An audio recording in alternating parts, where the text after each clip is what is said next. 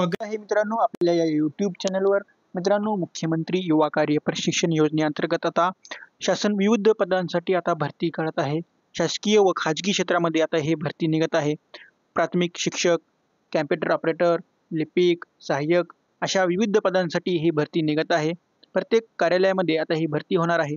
आता या भरतीचा अर्ज आपण ऑनलाईन व ऑफलाईन कशाप्रकारे अर्ज करून कशाप्रकारे आपण नोकरी घेऊ शकतो या संदर्भात आपण या व्हिडिओमध्ये माहिती सांगणार आहोत। मित्रांनो, आतापर्यंत जर आपल्या चॅनलला सबस्क्राईब केलं नसेल तर लवकरात लवकर आपल्या चॅनलला सबस्क्राईब करा।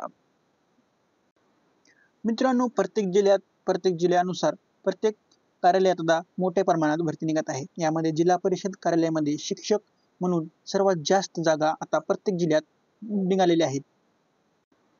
व प्रत्येक क्षेत्रामध्ये समजा पंचायत समिती, ग्रामपंचायत, जिल्हा परिषद कार्यालय, जिल्हा परिषद शाळा, तलाठी, सज्ज, शासकीय रुग्णालय, तहसील कार्यालय इत्यादी शासकीय ऑफिसमध्ये आता मोठ्या प्रमाणात मुख्यमंत्री युवा कार्य प्रशिक्षण योजनेअंतर्गत आता मोठ्या प्रमाणात भरती होत आहे। प्रत्येक जिल्ह्यानुसार ही भरती होत आहे। आता इथे आपण हे पाहू शकतो, हे लातूर जिल्ह्यातील एक पेपर कटिंग आहे। येथे खाजगी आस्थापनांना युवकांना प्रशिक्षण द्यावे जिल्हाधिकारी यांनी असे लातूर जिल्ह्यातील प्रत्येक खाजगी कार्यालय आस्थापनाला असे ऑर्डर दिले आहेत की तुम्ही मुख्यमंत्री युवा कार्य प्रशिक्षण योजनेअंतर्गत आता खाजगी आस्थापनेमध्ये मनुष्यबळ म्हणजेच जॉब वेकन्सी युवकांना भरून घ्या, त्यांना रोजगार प्रोव्हाइड करा। हे आपण पूर्ण पेपर कटिंग पाहू शकतो। लातूर जिल्ह्यातील प्रत्येक आता खाजगी आस्थापनामध्ये लोकांना रोजगार भेटणार आहे। असे प्रत्येक जिल्ह्यात असे जिल्हाधिकारीच्या आदेशानुसार आता भरती निघणार आहे। आता आपण हे कसे ऑनलाईन अर्ज आपण महारोजगार या पोर्टलवर करायचा आहे व ऑफलाईन कशा प्रकारे फॉर्म सबमिट करायचे आहे आपण पाहू।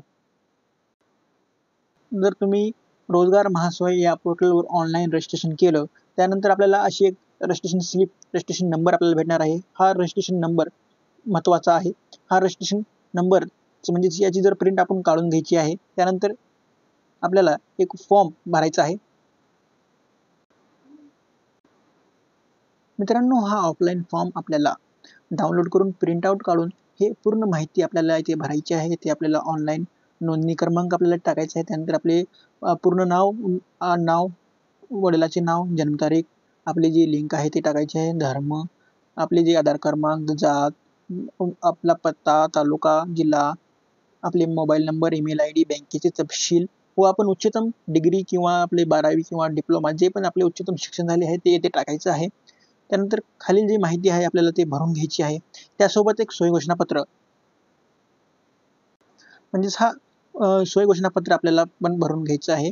या सर्वांची लिंक मी डिस्क्रिप्शन बॉक्समध्ये देत आहे। तिथून हे आपण डाउनलोड करून प्रिंट आउट काढून हे फॉर्म समजा भरून व सोबत आपले जेवढे शैक्षणिक कागदपत्रे आहेत ते लावून व ऑनलाईन रजिस्ट्रेशन केल्याची स्लिप हे लावून आपल्या जवळच्या पंचायत समिती व जर तुम्ही ग्रामीण भागात असाल तर तुम्ही पंचायत समिती व तुम्ही जर शहरी भागात राहत असाल तर आपल्या जवळच्या जिल्हा परिषद कार्यालयाला भेट द्यायची आहे।